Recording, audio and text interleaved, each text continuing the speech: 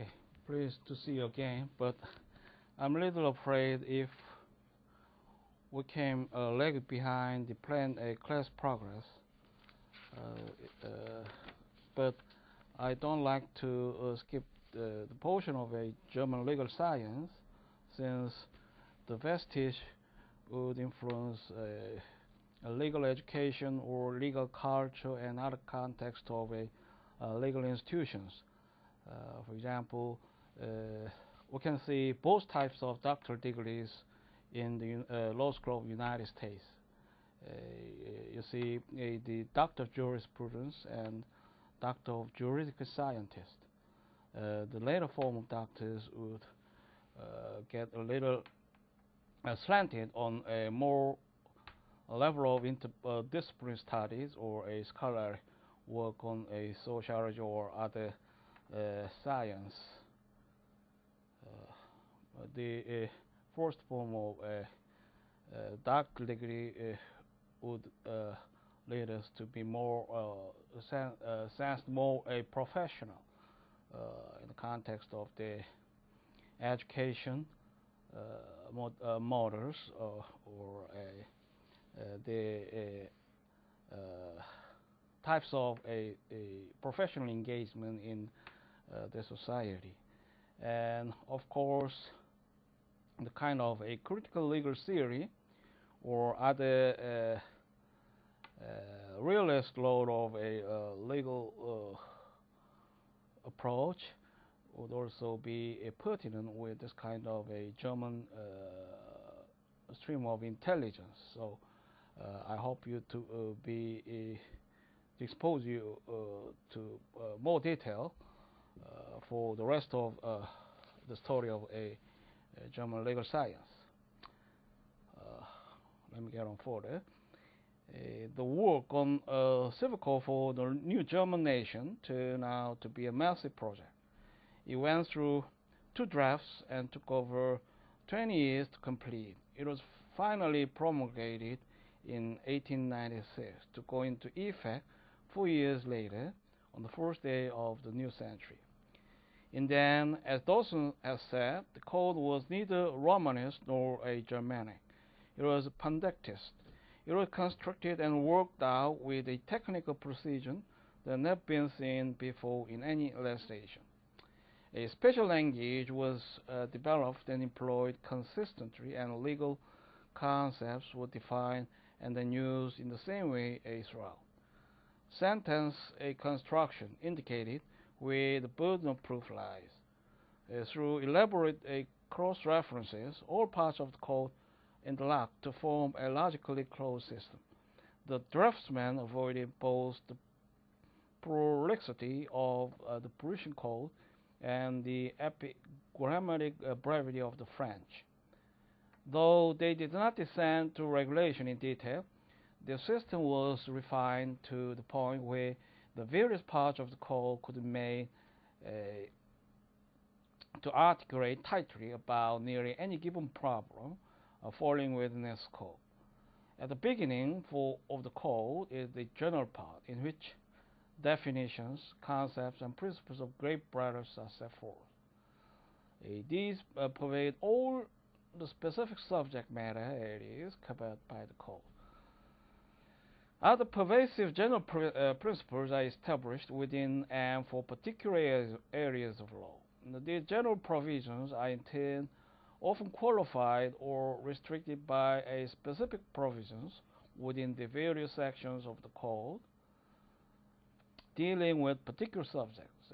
The result was not a handbook for the citizen, but a system for highly trained experts. Within the civil law world, German legal science and the German style of codification developed their own sphere of influence. Though the German and French civil codes differ in form, style, and mood, one must not lose sight of their similarities. In the first place, they both drew heavily on the jus commune, as well as on their respective national law. In both codes, the influence of the Romanist jus commune predominated in the area of obligations and the general structure of the system, while national law sources were more influential in property and succession law. Secondly, there is an ideological correspondence between the two codes. Both were grounded in 19th century liberalism. They were infused with then current notions of individual autonomy and laissez-faire economics. But over the course of the new century, they separated the two codes.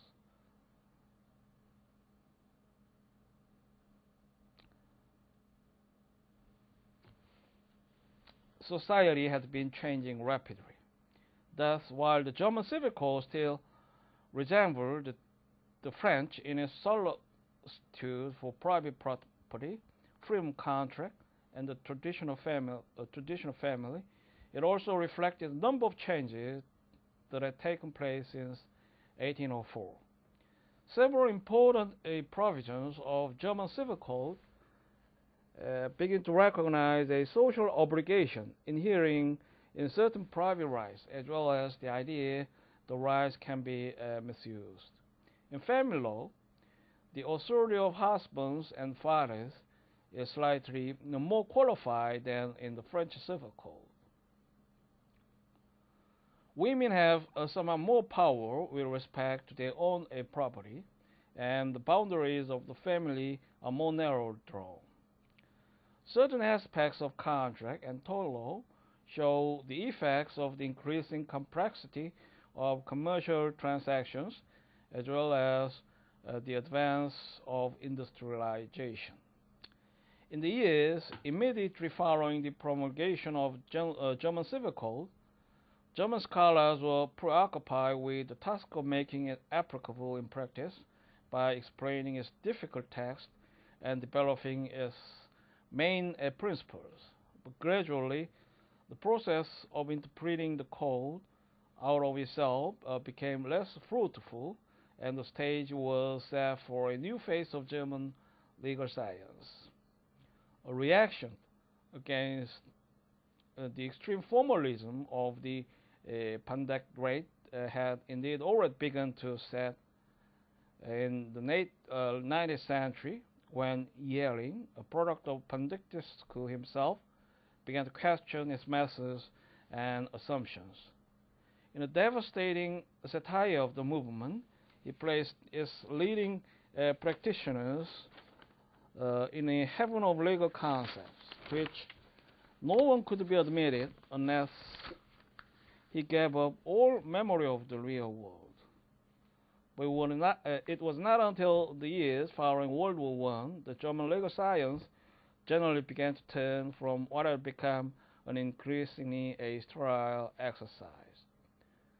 Then savaging from the Pandex, their genius for formulating generalizations, but joining this for the first time to an obsession with detailed facts and concrete applications. German legal science transcends itself. Do you agree? If scientists make more or easily a generalization, what do you mean by the words boxer in Chinese words? Are they competent to make generalization? With its new direction, born of the ability to relate powerful abstract reasoning to irreducible and stubborn facts, German scholars began to develop the methods that came to be associated with jurisprudence of interest, legal realism, and the sociological schools of thought. These new ways of thinking about law entered the mainstream of American legal theory too, as I've introduced. Initially, the German influence was felt through the writings of Holmes and Pound, both of whom had been much impressed by the work of Yelling. It continued to be strong in the work of the American legal scholar and codified Carl Llewellyn, and was given new impetus by the many eminent German jurists who came to the United States during the National Socialist period. And we, in Western terms, say Doctor of Philosophy. Also, in other disciplines, it is usual terms to denote the recipient of a doctorate degree. Both groups are generally considered to make a more generalization, and they conduct interdisciplinary practices to study the social phenomena and ways of our intelligence.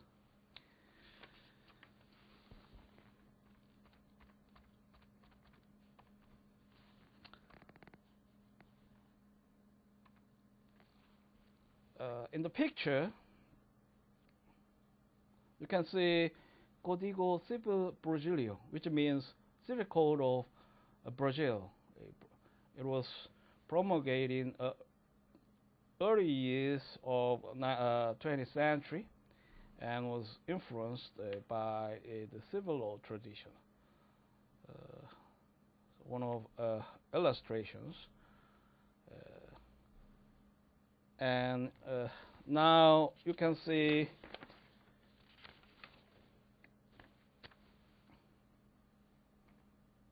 the ways of a diffusion, a distribution into many of the global states. There are pros and cons of civil law traditions and may have some historical context that the civil code was introduced into a specific nation. So I like to tell the story briefly of a portion of our time. France and Germany probably have been less influenced by each other's law, legal institutions, and scholarship than have other countries within the civil law world. The distinctive French and German codification and styles of law each had far-reaching influence, and to some extent, the influences overlapped in other countries. Thus, a case can be made that the typical civil law systems today are not those of France or the Federal Republic of Germany, but rather those civil law systems which in modern time have undergone the combined influence of both. Nevertheless, in the post-codification era, French law and German legal science have both become the principal tributaries to the modern civil law traditions. Just as ancient Roman law had been introduced into the conquered territories of vast empire, the French civil code brought by Napoleon and his armies to Belgium, the Netherlands, parts of Poland, Italy, and the western regions of Germany. Then, in the colonial era, France extended the legal influence far beyond continental Europe to parts of the Near East, northern and sub-Saharan Africa, Indochina, Oceania, French Guiana, and the French Caribbean islands. The influence of French law both outlived and went beyond the Napoleonic conquest and the French colonialism. The code was widely admired for its own merits, its clarity and elegance of style, and is a consolidation of the results of a revolution which had abolished the old unequal status and relations of feudalism. Thus one can speak of a reception of the French civil code not only in countries which retained it after French armies and colonial governments withdrew, but also in countries that were untouched by French military or colonial power. The civil code remains in effect to this day, with revisions in Belgium and Luxembourg, and was a major influence on the Netherlands Civil Code of 1878, the Spanish Civil Code of 1888, some of the Swiss cantonal codes, and on the legal institutions of 19th century of Italy, as well as those of some of the Eastern European countries. French law and legal theory remain important for the former colonies and possessions even after they gained independence in the 20th century. Furthermore, when the Spanish and Portuguese empires in Latin America dissolved in the 19th century, it was mainly to the French civil code that the lawmakers of the new nations of Central and South America looked for inspiration. French culture and the French revolutionary heritage were widely admired in the Latin American countries. It thus was natural for them to turn to French law as a model. The language and concepts of the French code were clear and were already familiar because of their affinities with the legal ideas and institutions that have been introduced in Latin America by the Spanish and the Portuguese. It was another story in 19th century Germany, however. Though French law and legal ideas were influential in German procedural and administrative law, there had hardly any effect on the thinking that went into the late 19th century German private law codification. The German Civil Code of 1896 put before the world an entirely a different model from the French and earlier codes, but one which appeared too late to be as widely imitated as the French. By the end of the 19th century, the more developed countries had already adopted codes.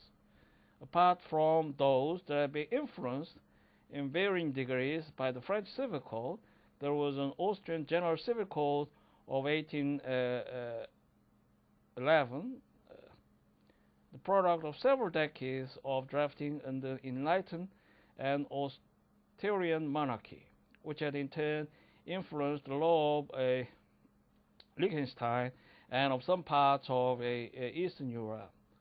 The Nordic countries, where the earliest national civil codes had appeared, historically have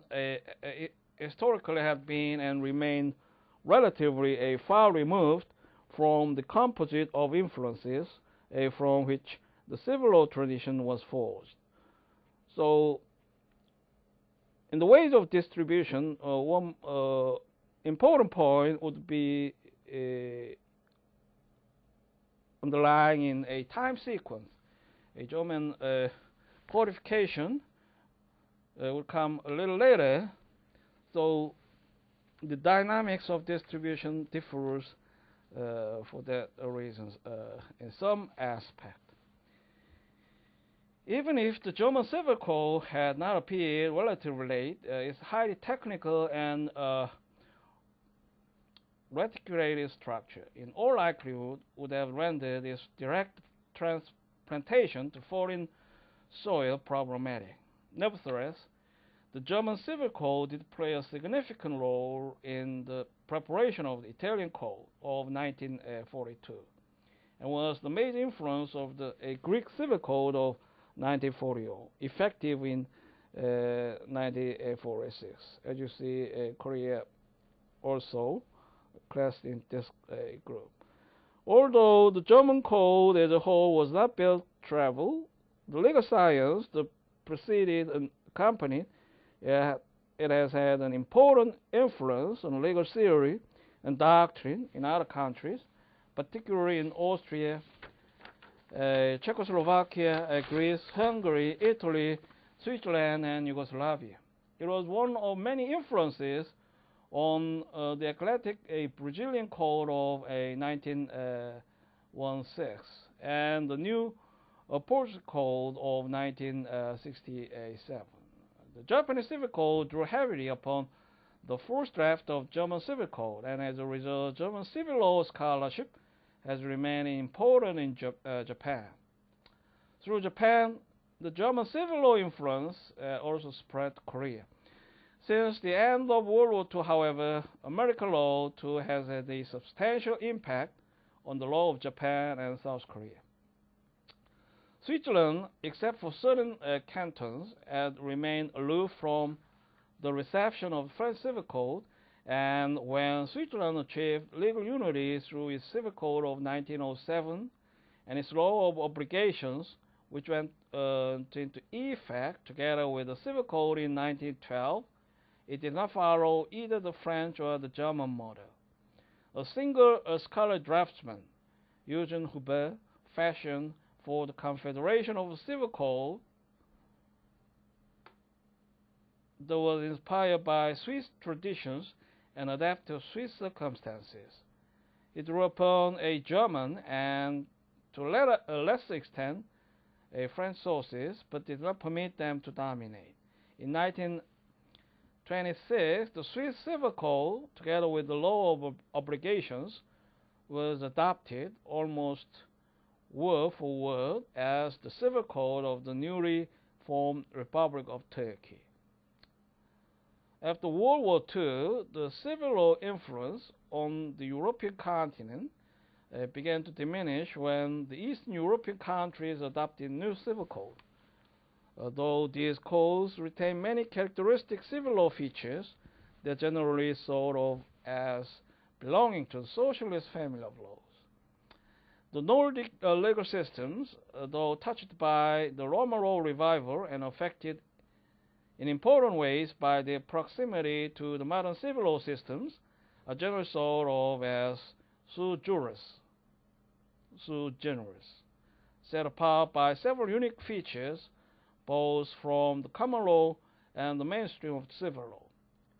Central and South American countries in the century have looked increasingly to North American models, particularly in the areas of public, constitutional, and business law. Still, the civil law system remains the dominant one there, as it is in many former French, Belgian, Spanish, and Portuguese colonies in Africa. Civil law also survives in certain mixed legal systems, such as the civil and common law hybrid systems of Louisiana, Quebec, the Philippines, and Puerto Rico. Japan and South Korea have added so much civil, especially German law, to their indigenous law that some would classify them as being Romano-Germanic rather than Oriental systems. However, in Japan and South Korea, as in Latin America, the law of the United States has had an important effect on public law. French-inspired civil law and legal theory remain influential in West Africa, and in combination with Islamic law in most North American states as well as in many Near and Middle Eastern countries. Civil law is also one of many elements in the complex pluralistic legal systems of Israel and Lebanon. In Asia, civil law influence extended to and combined with other legal influences in Cambodia, Indonesia, Laos, South Vietnam, Taiwan, and Thailand. Finally, it should be noted that civil law and codification are not coextensive. A few places in the civil law world were untouched by codification. Thus, for example, in Scotland and South Africa, the Roman jus commune survives in uncodified form, combined in the case of Scotland with common law, and in the Union of South Africa with common law and Dutch law. As the civil law has spread and entered into combination with other legal elements, its influence has become attenuated. In the wake of codification and national law movements, each country tended to concentrate on the development of its own legal system, and legal actors turn less frequently for inspiration and ideas to the fund of sources once held in common all over Europe. As a result, it is difficult today to find a single civil law rule on any given legal problem. Indeed, there is probably as much diversity in the responses of civil law systems to various legal issues as there is between the civil and the common law traditions. This makes it appropriate to ask what now remains that sets the civil law tradition apart from other legal traditions in the late 20th century. Law reform has become innovative and eclectic, searching for legal approaches to new social problems common to many different countries. Researchers have been less concerned with the prominence than with the promise of new techniques and ideas. Outside the continental European cradle of civil law, the received European law never fully penetrated the morals anyway, nor did it ever completely displace customary and religious laws. Within the European continent, contemporary civil law systems are becoming in several important ways like the legal systems of other developed nations. What then, if anything, besides history, links the civil law systems together? The beginning of an answer may lie in a close examination of the various meanings of the term civil law. Historically, the term jus civile referred to the law applicable to Roman citizens, the law which was eventually compiled by Justinian's jurists into corpus juris civilis. Common law lawyers, and we in this book, use the phrase civil law systems to describe the legal systems of all those nations, predominantly within the historical tradition described in the foregoing sections. But within those systems, the term civil law has acquired a narrow meaning, and some such term as Romanist or Romano or Germanic is used to designate the historical connection. So the prophecies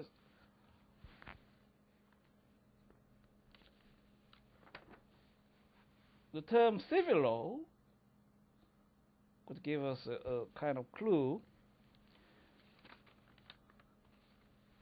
in understanding the true nature of a civil law. The meaning of civil law to continental European lawyers is very limited. The civil law is the law relating to those subject matter areas covered by the civil codes and the auxiliary statutes. Thus, it not only does not include the entire legal system, it does not even take in all of private law, if, as is usually the case, part of the private law is contained in the commercial code and other codes and statutes.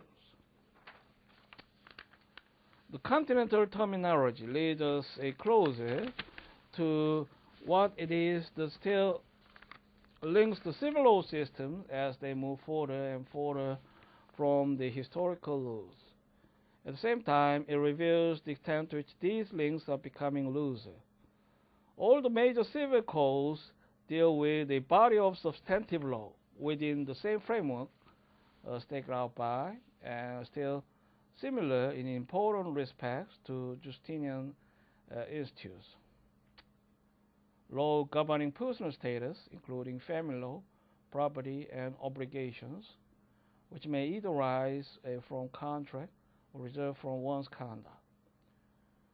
One of the great links among the civil law system is that the civil law was for centuries, in fact, the most important and fundamental part of the legal system, and is still regarded as in theory. The great legal scholars from the Baroness Roman law revival to German punditists devoted their lives to the study of civil law and a refinement of a civil law.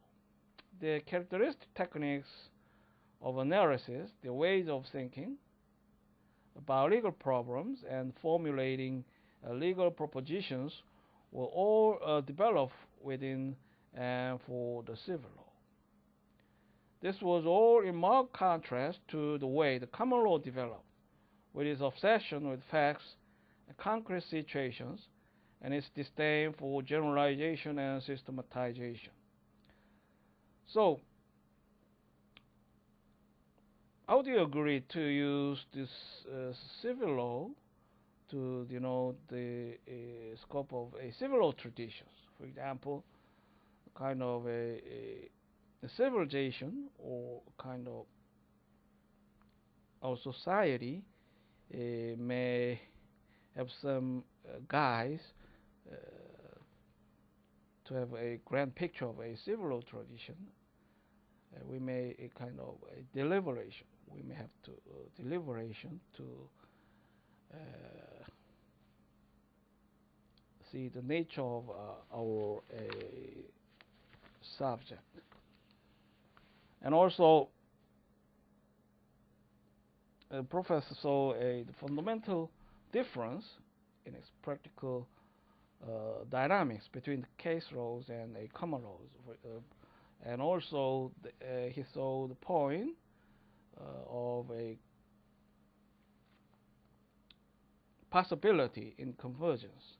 For example, notably, we can see the restatement, which was marshaled in the ways to follow the sequence of provisions. The continental laws have developed.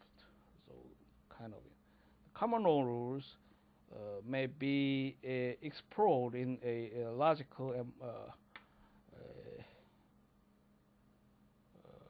more objective way to encompass scope of situations in principles and laws, and a practical consequence in the society may to share this same context or a gross similarities for the, legal practitioners. It is one of important sources that the common law jurists may refer to in the case works. Officially, it is not a law since the United States is not a civil law progeny.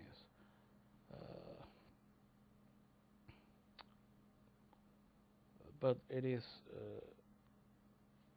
an authoritative document to understand the laws of the United States, and they regularly practice to refer to the words of a restatement to have understanding of laws and find better laws in comparative context for the cases of power. Even today, as the law of civil courts becomes relatively less central, in fact, the civil law remains, for most continental lawyers, the very heart of the legal system. In some countries, it can even be said to have a quasi-constitutional character. Thus, in legal education, in practice, and the work of legal scholars, there is not only a common fund of inherited concepts, a shared passion for theory and systematization, but more importantly, there are distinct models of thinking and communication. We have the ideas of a hierarchy of law and a code and a statute enacted by the National Congress, which share same ranks with other types of laws or treaties. But for the common law perspectives, they consider it a kind of a quasi-constitutional character, since the jurist of a civil law tradition respects and should uphold the effect of a statute terms absolutely.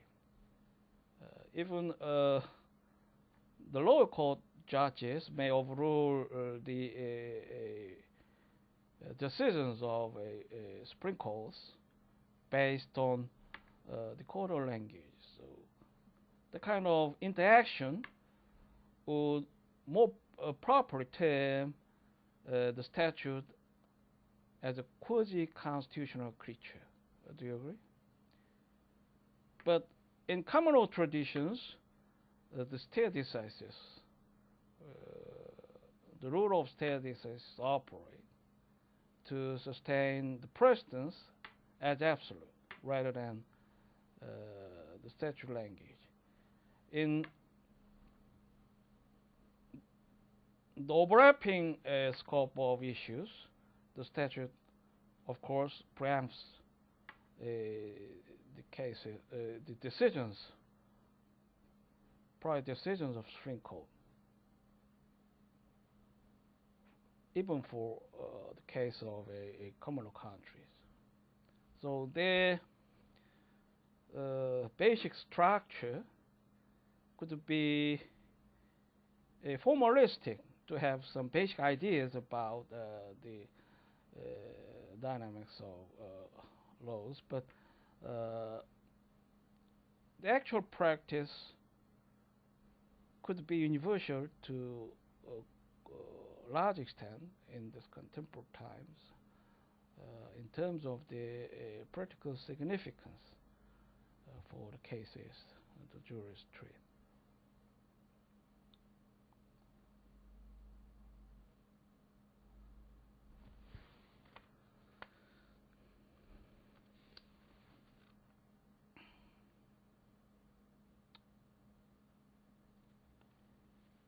So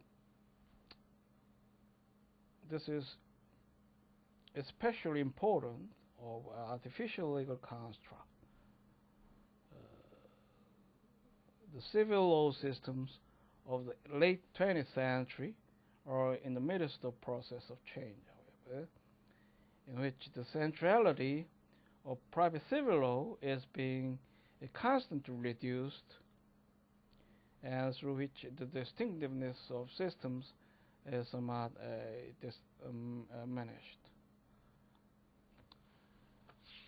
Finally, I'd like to leave some essence of a contemporary civil laws for your comparative understanding.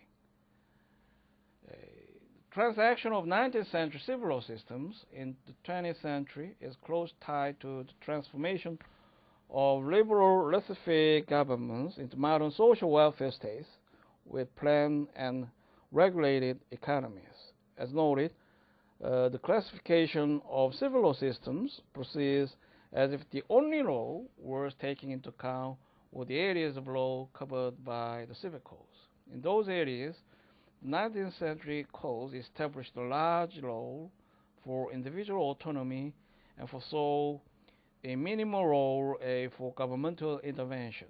This scheme accorded well with the then prevailing views about individualism and the market economy. By the truth of century, however, the forces to transform the legal and social order were already at work. In the late 20th century, it has become clear that the gradual shift away from 19th century liberalism and the market economy has meant a shift in emphasis from private or civil law to public law. The legal order has begun increasingly to take on the characteristics of a bureaucratic or administrative order. The dynamics of legal change have worked primarily through a double movement away from the civil codes, and to a lesser extent through a co-revision, constitutional law, and harmonization of law within the European Economic Community. Of the 20th century, legislation in response to social and economic change has removed large areas from the coverage of civil codes and has created entirely new areas of law outside the codes. These areas, for example, land law, tenant law, employment law, insurance, contract of carriage, competition and monopoly, agricultural holdings, urban housing, are governed by special statutes in which the unrestricted form contract of civil codes is replaced by a network of mandatory provisions on certain types of agreements and requirements of controls, permits, licenses, and the like. While the legislature have been creating one body of civil law outside the civil codes, the courts have created another by interpretation or by developing new judgment rules. Judicial adaptation of the codes to new conditions has borne being a substantial body of common law in the form of a growth on the lesser text. In some systems, such as the French and those based on its model, this process has been facilitated by the structural feature gaps, ambiguities, and incompleteness of the code. Since the lawmakers of 1804 were innocent concerning such litigation, producing aspects of modern life as industrial and traffic accidents, photographic reproduction of images, and the mass circulation of publications. It is not surprising the modern French tort law is almost entirely a judge-made. So, we proper can term the common law tradition as judge-made law. So, as you see, you can verify they're mixed to produce a new type of hybrid nature of a French laws. A later code, such as German and the Swiss, a judicial adaptation to changing circumstances, was facilitated by so-called general clauses, core provisions which deliberately leave a large measure of a discretion to the judge. And now we still sustain the general clause of civil code, and the clauses usually pose a great challenge to common law lawyers when they deal with their international trade cases, for example, and contract cases of international nature. So, since they usually tend to be afraid of this type of clauses, principally because they are accustomed to the detailed rules, the code elucidated throughout the process, and they see a worry of a vacuum of law when they saw this type of a clause, and also it may have the nature of a quasi-constitutional law. So the judges legitimately manipulated in applying the general clauses to the cases. So in the eyes of common law jurists, kind of a predictability and legal stability may come far jeopardized in the context of a general clauses. So they may like to increase chances to see the rules and laws which interpret the clauses in across the specific cases, kind of interaction in terms of a international context is very interesting. They actually show a level of a complaint about this legal system in some cases. Although a traditional civil law dogma denies the judges make law and the judicial distance can be a source of law, contemporary civil law systems are more and more openly acknowledging the inescapable dependence of legislation on the judges and administrators who interpret and apply it.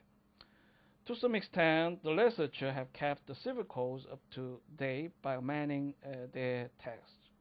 The Western German civil code, in particular, has been amended frequently in recent years. But given the magnitude of a social change since the original adoption, many civil codes have been revised less frequently and less extensively than might be expected. Indeed, many civil law countries have changed governments and constitutions more rapidly than they have amended their civil codes, which, to the extent this has been the case, resemble the American Constitution more than they do American statutes. So this explanation also applies to the case of Republic of Korea. We have plenty of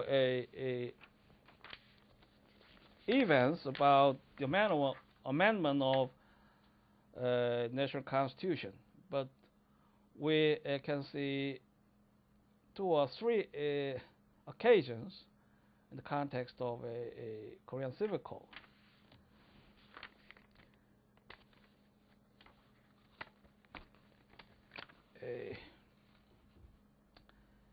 Many of the family law reforms were either prompted or made necessary by post-World War II constitutional provisions or international conventions promoting new ideas of equality and liberty that were at variance in several aspects with the patriarchal family law of the civil codes. In other areas where the interests of organized economic groups are more affected, the legislature have often found it hard to make necessary reforms within the structure of civil codes. They have resorted instead to statutes outside the codes, which are more easily amended as interests and power shift and as circumstances change. 20th century legislation and code revision differ in several important respects from the earlier classical codification. In the first place, law reform has tended to be marked by a more eclecticism. This takes the form of using comparative law to investigate approaches and solutions to common social problems, even if the country whose law is being studied does not happen to be a member of civil law family.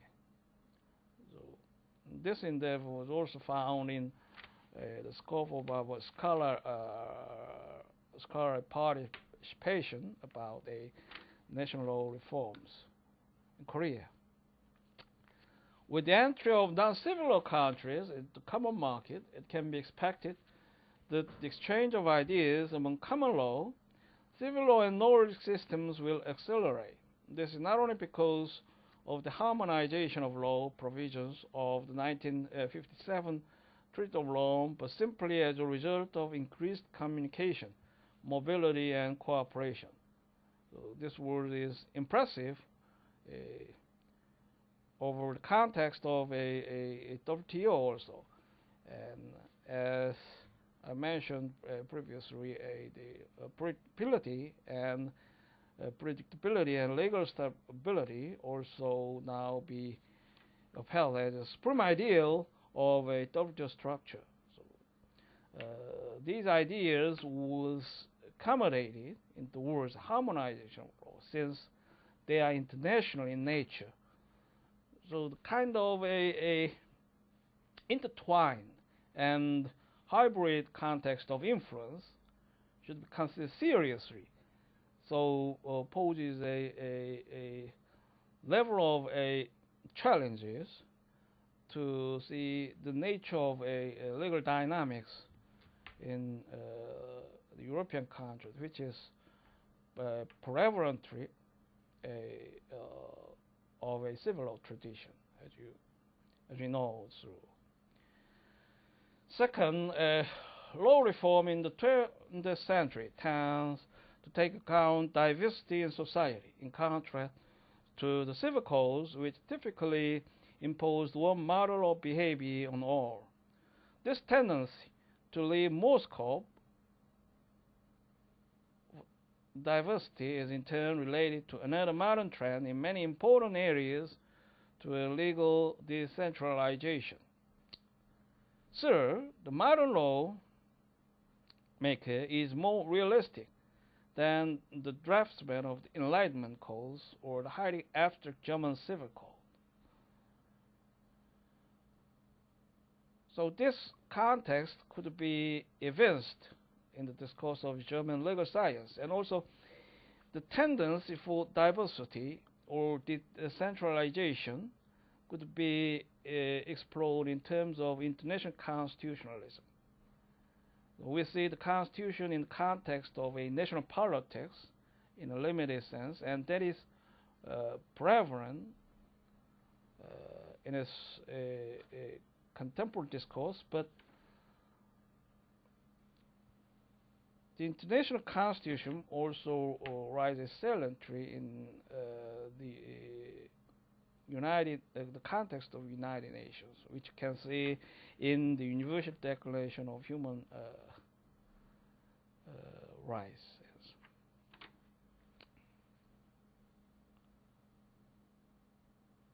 So this means the legal diversity also movements to the uniform roles and a central a shared governance of international community could come in the mixed context, to pose challenges for the jurists. And the realistic movement probably reflects a decline in the belief the universally varied legal postulates can be found by the exercise of reason, and also continuation of the reaction against the abstraction of and legal formalism. How do you agree if you can read the Laws of Empire, prepared by Dworkin, British legal scholar, and also kind of legal positivism elaborated by Austin and also Hart, may pertain to kind of a national politics in some sense, but may be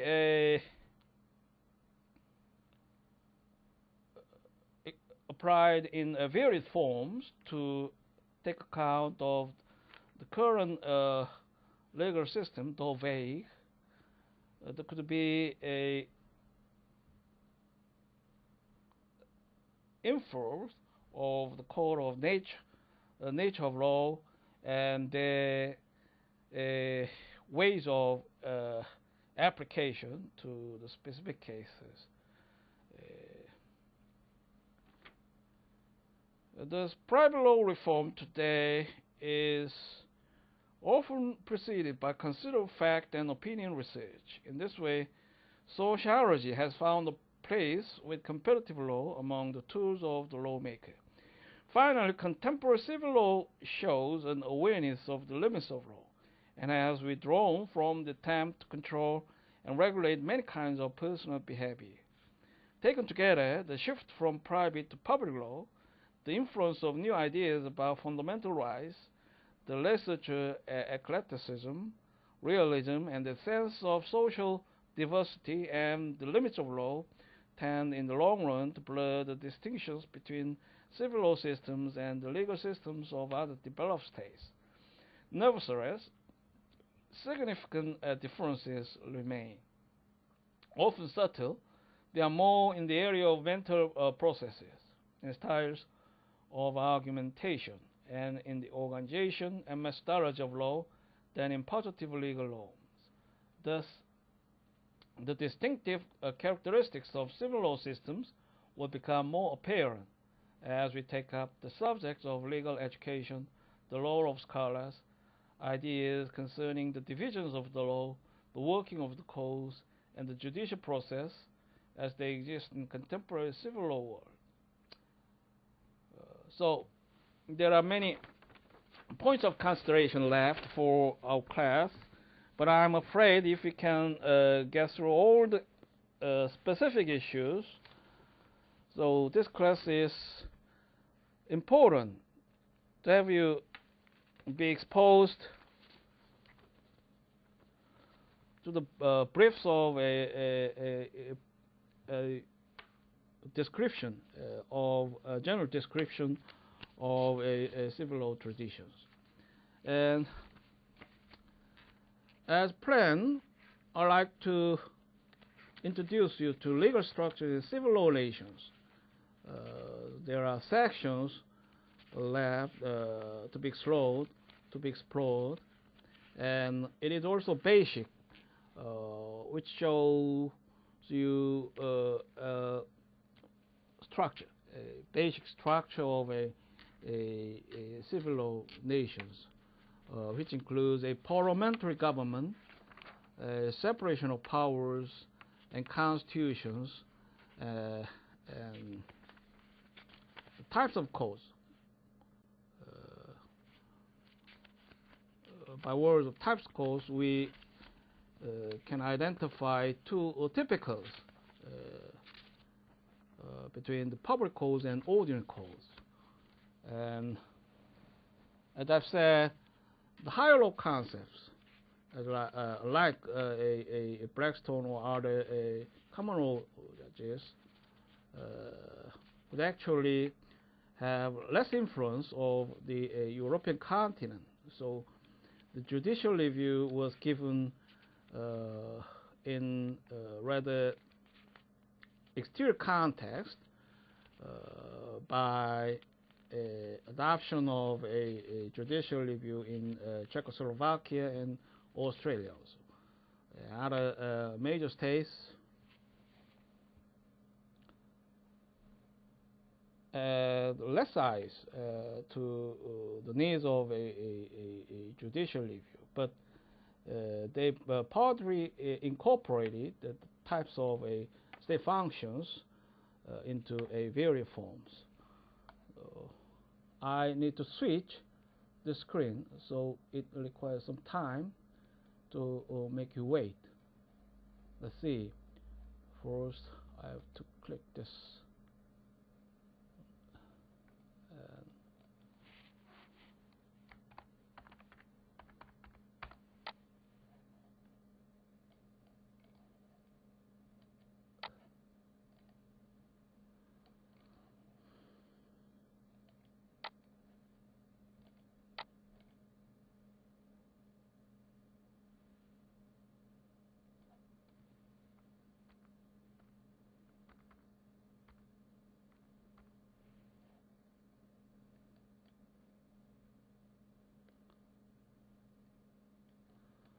So, on the screen you can see Place of Versailles, which is a meeting place of a French National Assembly.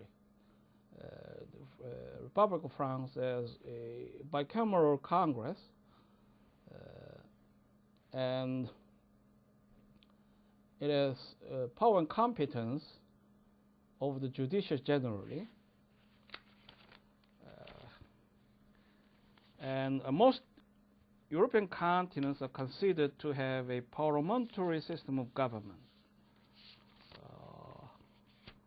which can be seen in United Kingdom, France, and Germany. Of course, France has a strong presidency, but the origins of the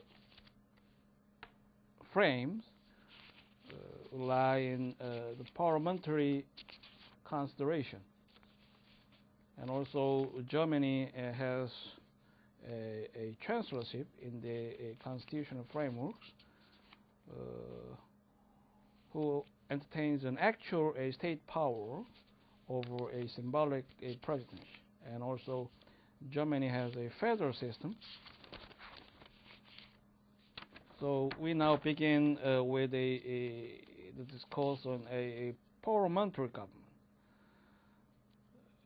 The classification a civil law system has no necessary connection with public law in government. Nevertheless, if one were to categorize different countries according to the structure and relations of the organs of the government, most of civil law nations would be found to have government of type known as parliamentary.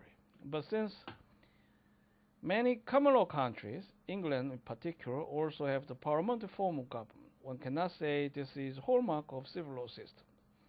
Also, a number of civil law nations outside Western Europe, notably in Latin America, have adopted a presidential rather than parliamentary model, and France, since 1984, has also gone far in this direction.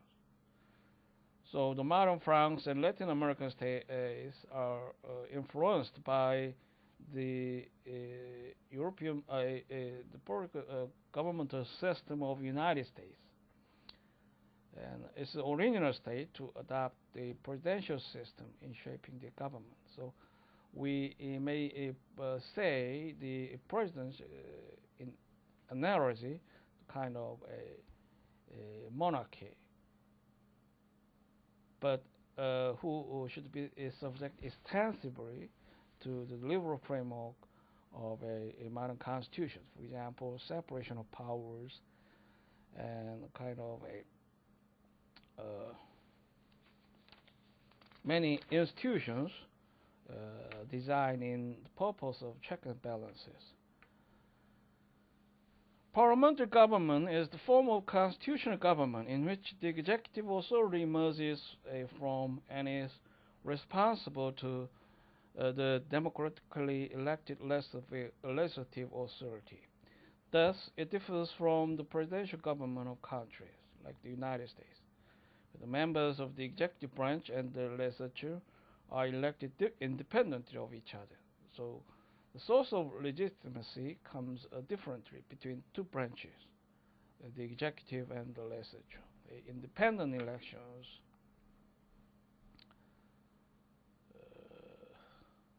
prepared in constitutional terms. It differs too from socialist governments in parliamentary form to the extent that these are not based on competitive elections.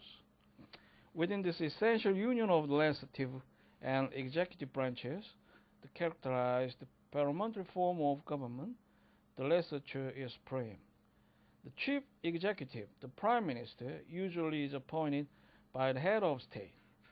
The head of state must choose as prime minister a person whom a parliamentary majority would elect.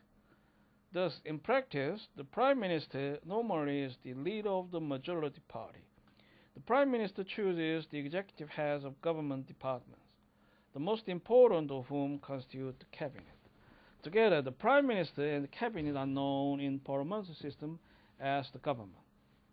So the kind of integration may be found in a governmental framework, which involves a parliamentary system. The government holds office only so long as it commands majority support in the legislature. The importance of continuing a parliamentary support for the government is evidenced by the fact that the government regularly submits its program and its record for parliamentary approval. So the cooperation could be more enhanced in this form of government,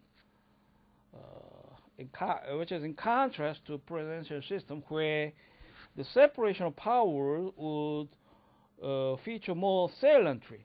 So some kind of decimal or a serenity may occasionally be found in the presidential system if they have a separate legitimacy. The one other notable example could be found in a sequestration case recently problematized in the United States that actually saw the effect of sequestration, which is compulsory to be reduced to the limited budget. So many public sectors deplore about the ill effect in the business in many cases. So the kind of fundamental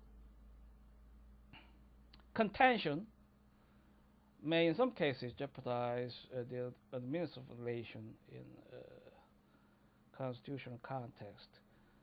That kind of problem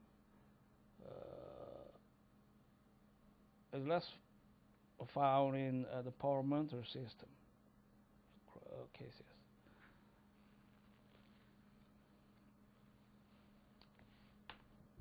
As an adverse legislative vote on an important issue indicates a lack of confidence, which requires the government either to resign or to try to secure a new parliament majority by means of a general election. Thus, the familiar American phenomenon of a stalemate between an executive of one party and a legislature of another is meant to be impossible. Technically, the decision to dissolve a parliament and call for new elections, like the choice of prime minister, belongs to the head of state. But in practice, the head of state exercises this power only on the advice of the prime minister. The parliamentary system has taken different forms from country to country. Thus, the foregoing description of its typical features will not apply in all aspects to every country whose government is organized in this general form. Let's see. France, in particular, has become a special case.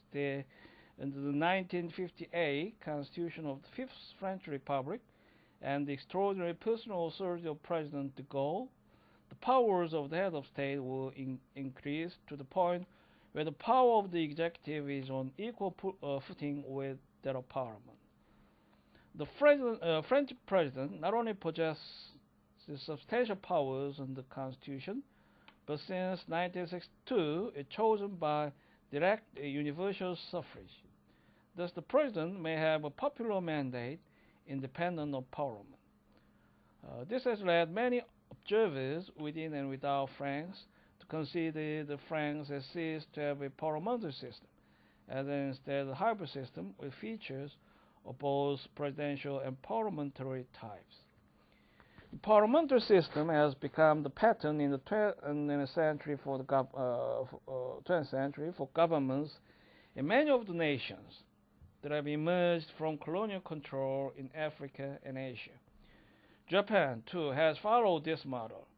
The former French colonies in Africa, however, have tended to follow France and receding from the parliamentary form.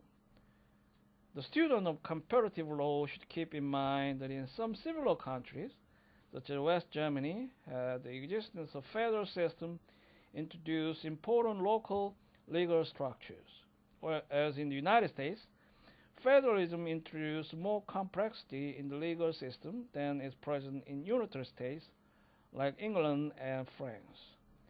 The West German system is, however, closer to a unitary form of government than to American-style federalism in two important aspects. In the first place, the bulk of West German law, criminal and civil, is federal. Secondly, federal law organized all state and federal codes into a single nation-wide system so that the characteristic legal problems of American federalism concerning choice of law or forum are practically non-existent.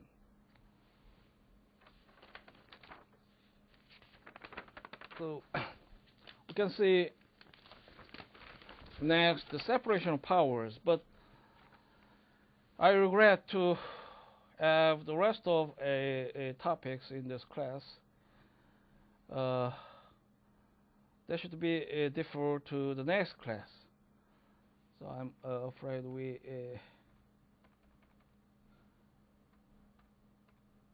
come a little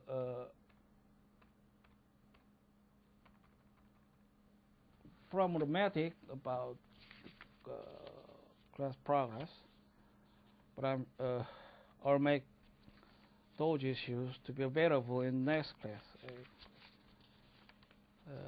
Now I'll stop here, and I remind you to regularly visit the online website for attending the class, and I expect to meet in next class on Friday in the education building.